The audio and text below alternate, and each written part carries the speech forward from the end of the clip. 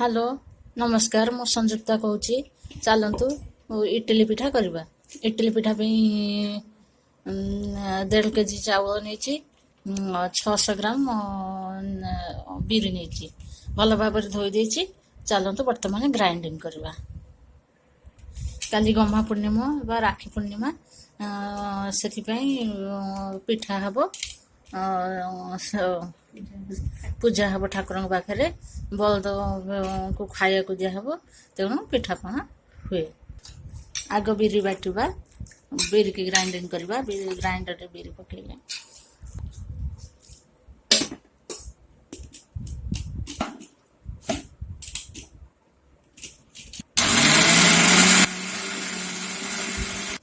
दि घंटा आगु सब बतुरी थी चावल बिरी बतुरी जाइए बिरी के फुली सारी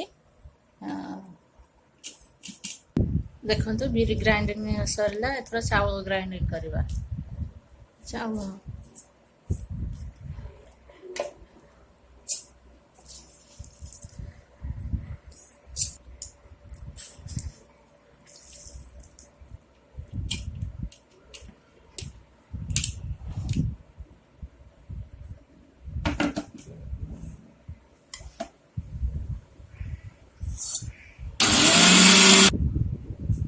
चावल ग्राइंडिंग है चावल ग्राइंडिंग सरीगला देखो चावल और बिरी ग्राइंडिंग सरची बिरी की टिके फेंटी दबा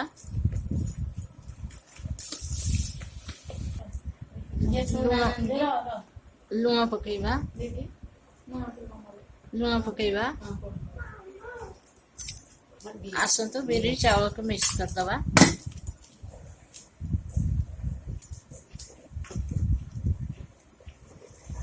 भल भाव घाटी दबा भल कि मिसई दबा लुण पड़ जाइए आवश्यक मुताबिक लुण पकेबे इडली आम प्रस्तुत हो गला इडली रे पुर देवाई गोटे नड़िया कोरेछि एथिरे जुआणी 1 चम्मच 2टा गुजराती 15टा पाखापाखि गोलमरीच छेचिकी पकेबे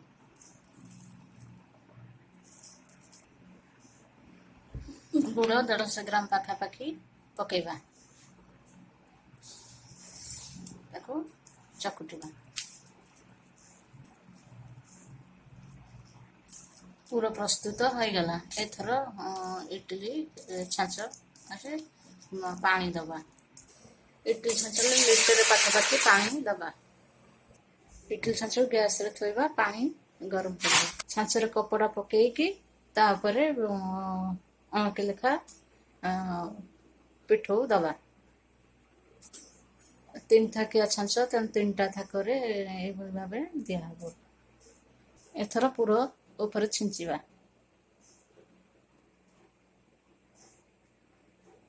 ये भाव सब थाकरे पुर दिज्व साधा पिठा करले आ पुर देवेनि सेमती सीधा बसैबे पुर दिया सरला यापर पिठौ देके से पुर को घोड़ेबा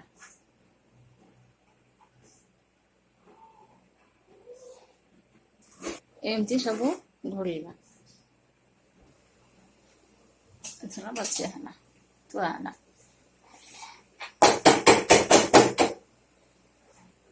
3 थाक जाक थुआ हो गला एथर घोड़ी दबा 10-15 मिनट पर देखा है कि नहीं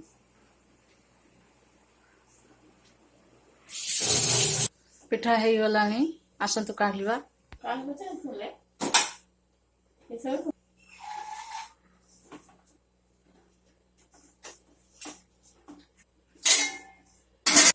पानी दे दे खोलिबा